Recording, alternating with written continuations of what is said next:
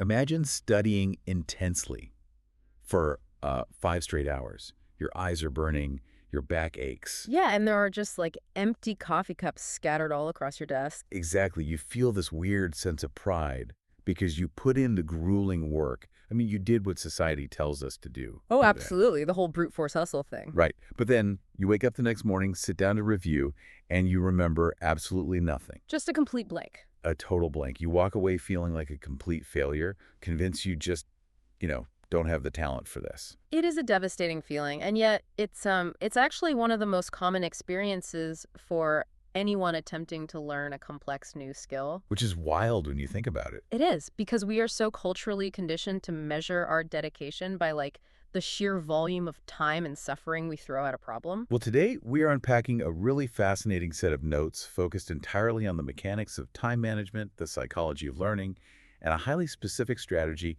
designed to rescue beginners from that exact scenario. The 15-minute rule. Yes, the 15-minute rule. And our mission for this deep dive is to understand not just what this rule is, but the underlying neurological reasons why it actually works when brute force completely fails. But, before we dive into the mechanics, we should probably set the vibe for this session. Oh, definitely. If you are listening right now and you happen to be someone who feels completely paralyzed or, just overwhelmed whenever you try to start something new. Like learning a language Yeah. or picking up an instrument. Right, or even tackling a massive career transition, this deep dive is structured specifically for you.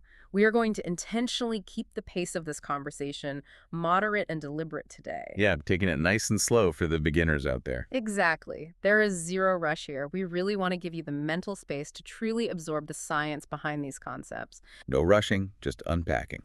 And speaking of unpacking, to understand why our traditional, brute force learning methods fail us so spectacularly, the source material suggests we first have to look at how we conceptualize time itself. Right, and our cognitive capacity too. Yeah. And they offer this brilliant, highly visual metaphor to start us off. They say time is a suitcase. I love this analogy. Think about a standard hard-shell suitcase. The physical dimensions are fixed. Right, you can't magically make it bigger. Exactly. You only have a limited amount of space inside of it.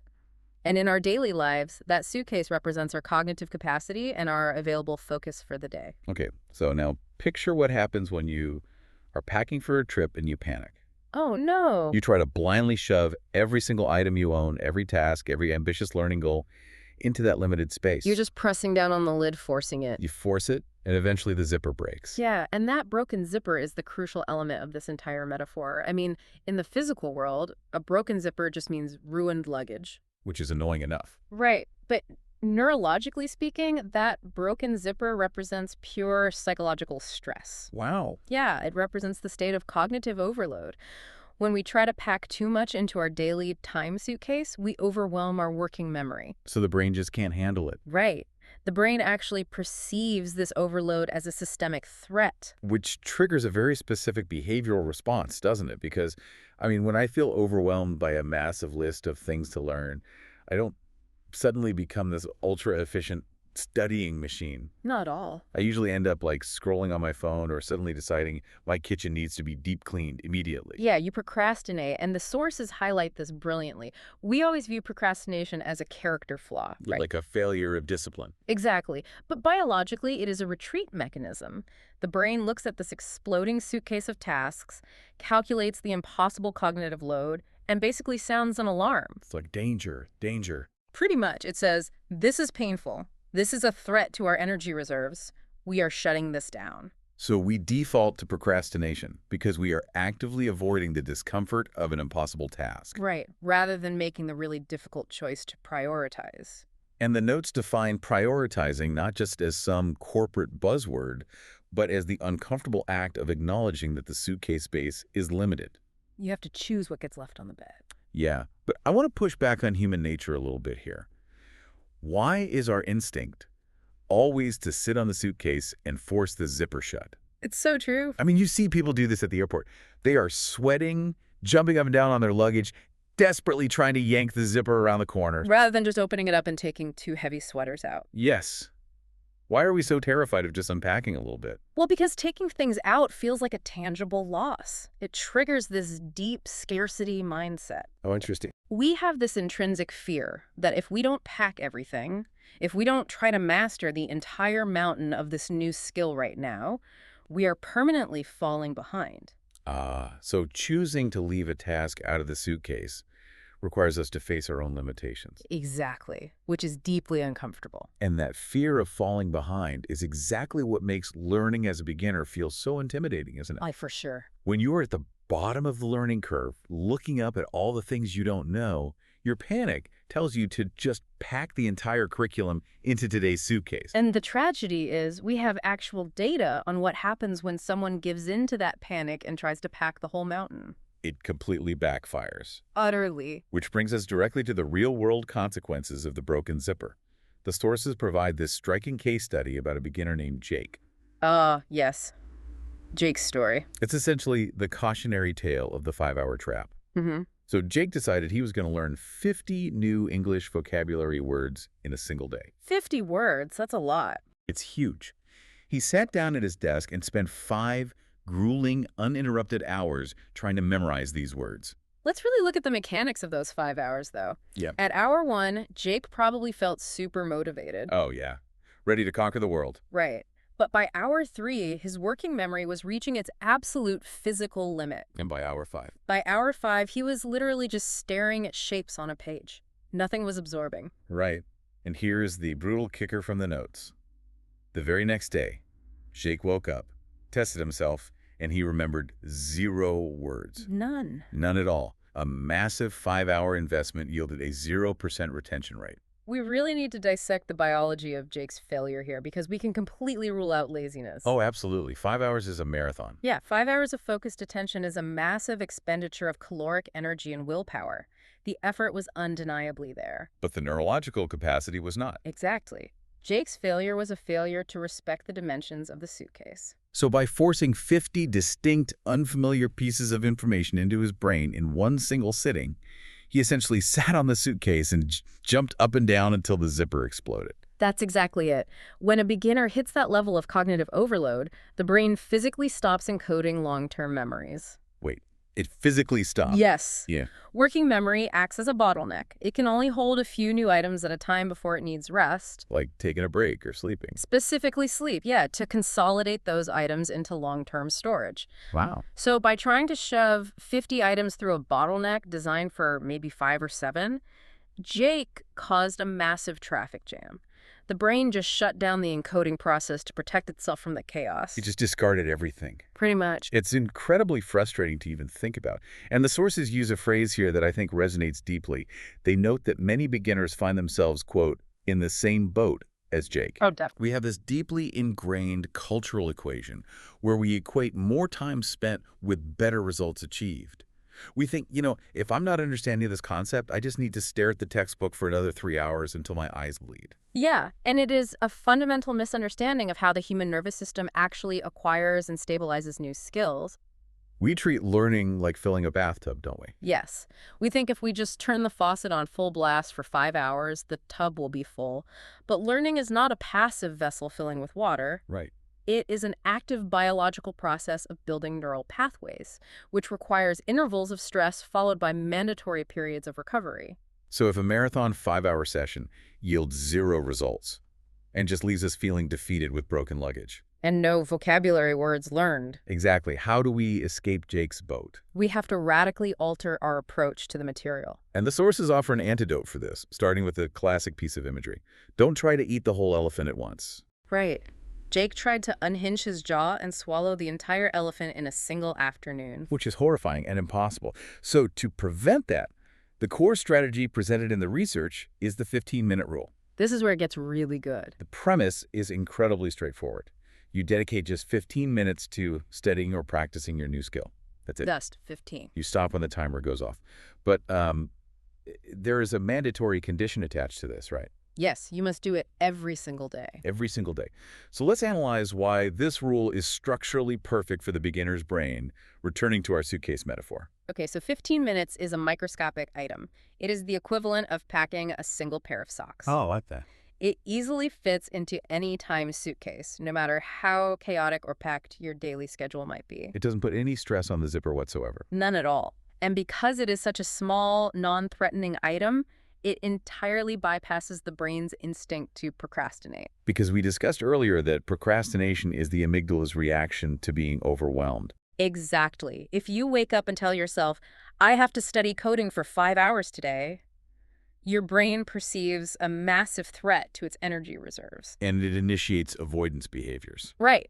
But if you say, I am only going to open the coding software for 15 minutes and then I am legally allowed to quit, The commitment is so low that the threat response never even activates. the brain just says, fine, 15 minutes isn't a threat. We can handle that. Okay, I hear the logic in that, but I have to aggressively play devil's advocate here. Go for it. Because 15 minutes sounds suspiciously easy. In fact, it sounds woefully insufficient. I know what you're going to say.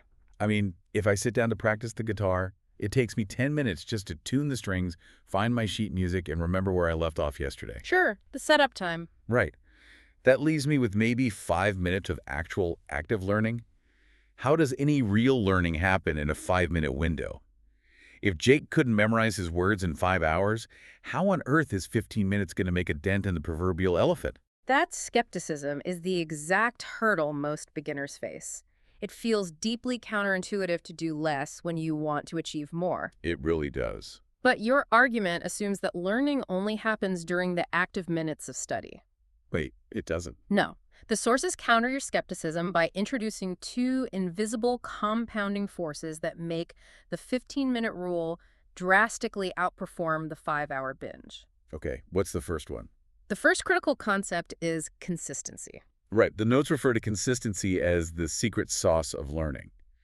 But they don't just mean showing up in a, motivational poster sense, do they? No, they define consistency neurologically.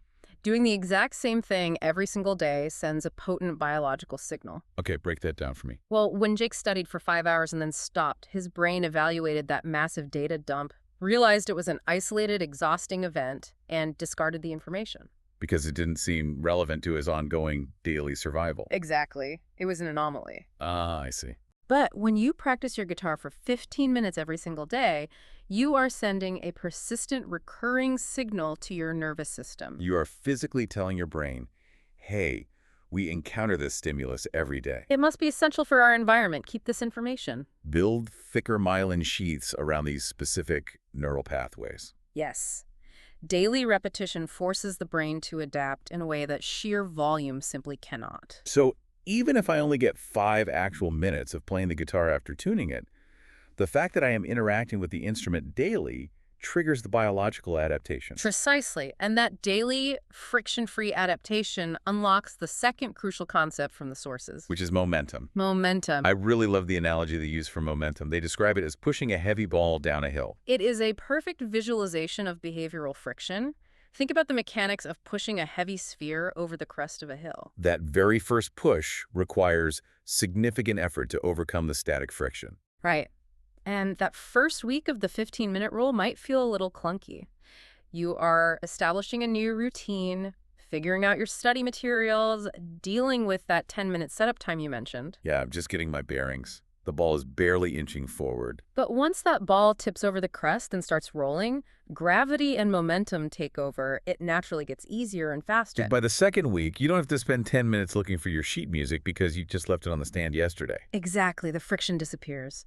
By day 30, sitting down for 15 minutes feels completely effortless. Wow. In fact, you will likely find yourself naturally wanting to study for 20 or 30 minutes because the momentum is just carrying you. Whereas Jake had zero momentum. None. He tried to push a massive boulder straight up a vertical cliff for 5 hours, let go of it out of sheer exhaustion, and it rolled back down and crushed his motivation. That's a great way to put it. The 15-minute rule ensures the ball keeps rolling forward every single day without ever requiring a heroic amount of effort. It replaces heroic effort with systemic progress. Yes. So, synthesizing all of this, I think the massive aha moment for the listener is realizing what the 15-minute rule is actually designed to do. Well, what do you mean? Well, the 15 minutes is almost a psychological trick. It is not actually about how much data you can cram into your working memory in a quarter of an hour. What is the true objective then? The true objective is energy preservation. Oh, absolutely. It is entirely about making sure you have enough goodwill toward yourself and enough cognitive willpower to willingly show up again tomorrow. Yes. Jake spent 100% of his energy and willpower on day one, guaranteeing there would never be a day two. But the 15-minute rule protects your energy. It ensures that when tomorrow's alarm goes off, you don't look at your textbook or your guitar with a sense of dread. You look at it and say, it's just 15 minutes. I can easily do that. Right. You are optimizing for tomorrow's compliance rather than today's output. You are prioritizing the habit of learning over the immediate acquisition of facts.